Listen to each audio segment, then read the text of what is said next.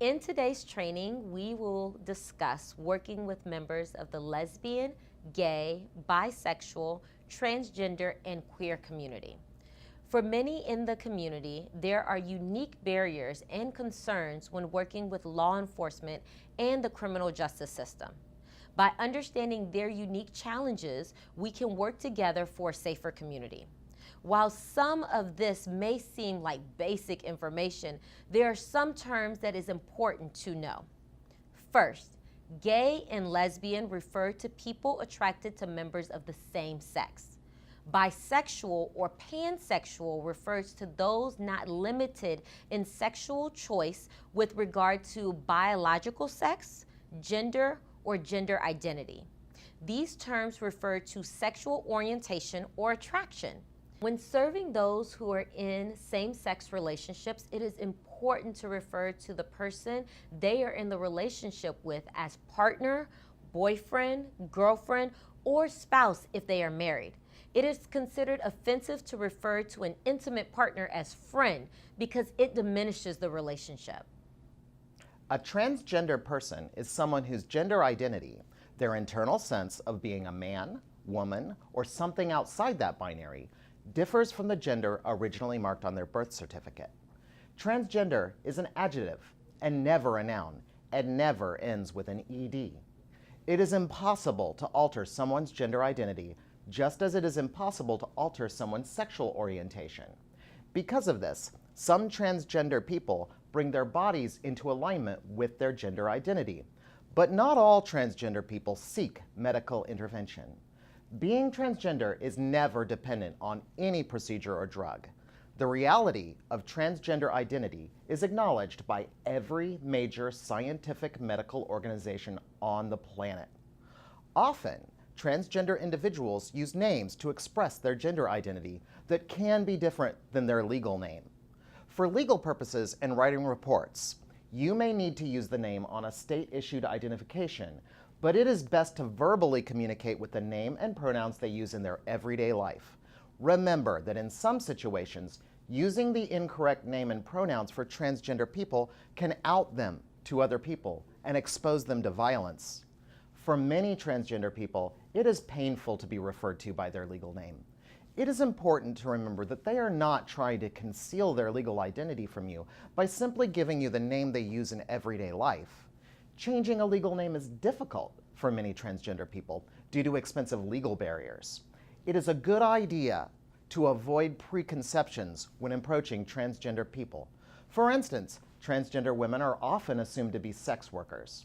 Because of presumptions like this, concerns about legal ID documents, and concerns about being referred to as the wrong gender, many transgender people may experience fear of mistreatment during encounters with law enforcement officers. The best way to approach this situation is to introduce yourself and allow the opportunity for them to introduce themselves. If you have a legal reason to address the difference between the name they gave you and the name on their legal documents or ID, asking, "Was this the name given to you at birth?" or "Is this the name you used to go by?" is a way to sensitively address this issue, which may increase their cooperation. The LGBT community sees some of the highest rates of intimate partner violence and sexual assault. According to the 2013 National Intimate Partner and Sexual Violence Survey, lesbian, gay, and bisexual people experience domestic violence at rates 2 to 3 times higher than that of heterosexual cisgender people. Despite the higher rates of violence, there is relatively low reporting rates as compared to heterosexual cisgender people. Within the community, there may be a distrust of law enforcement, service providers, and the criminal justice system. Until recently, same-sex marriages were not legally recognized, and many service providers did not have equitable services for members of this community, and the law was applied differently to their relationships. Due to this history, we are still building trust, and you can help with this process. Regardless of your personal views, our job is to serve each person without bias or prejudice. People in the LGBTQ community are adept to reading body language and or tone of voice because of bias that they have experienced previously or due to the history of a particular institution. Many can sense when others are uncomfortable, which may cause them to shut down and not be honest about the violence they've experienced or the services they need. If you're called to a domestic disturbance involving a same-sex couple, there are a few steps to take which may increase safety and aid in investigation. First, separate the parties involved so they're out of eye and earshot before conducting an interview, as you would with any couple involved in a domestic violence run. As with many domestic runs, determining the primary aggressor may not be easy.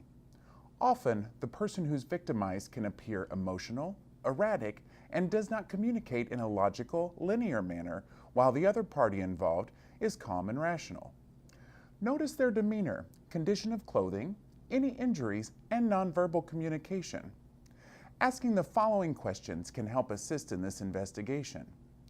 Do arguments result in you feeling put down or feel bad about yourself? Have you ever been pushed, hit, kicked, or slapped because of an argument? Has your partner ever threatened you? Are you afraid of your partner? Based on the rulings made by the U.S. Supreme Court in 2015, all incidents of domestic violence should be investigated and charged the same regardless of the gender identity of those involved. As you know from your training and experience, to qualify as a domestic battery in Indiana, the parties involved must meet one or more of the following criteria. 1, currently or previously married. 2, currently or previously living together as if married. Or 3, sharing a child in common. Charges related to domestic battery are defined by the type of relationship, not the gender identity of those in the relationships. In instances of sexual violence involving an LGBTQ victim, it is important that you treat them as you would any other survivor. While you often must ask personal questions about the perpetrator and the incident, these questions should not differ much for LGBTQ victims.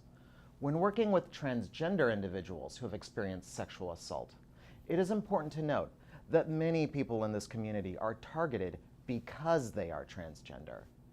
As you investigate, use the same sensitivity as other individuals.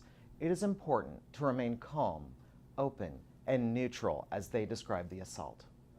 All agencies that receive federal funding are required to treat individuals equally regardless of gender expression or sexual orientation.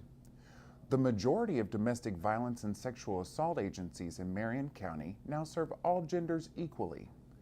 This includes organizations like the Julian Center, the Salvation Army, Coburn Place, and all the Centers of Hope in our local hospitals. It is important to remember that best practices surrounding LGBTQ and domestic or sexual violence are still evolving as the issue has entered into mainstream society. If you have questions or concerns about something, please speak to your supervisor to seek guidance. It is important that all members of our community feel safe in their homes. This includes being comfortable calling for help from police, fire, and paramedic services without fear of bias, judgment, or inadvertent outing. Lesbian, gay, bisexual, transgender, and queer individuals should be treated the same as any other citizen in need of assistance. Thank you for all you do to keep our community safe. If you have more questions about serving the LGBTQ population, please reach out to local agencies such as Indy Pride for more specific information. Thank you for making Indianapolis a better place for everyone, and please remember to stay safe out there.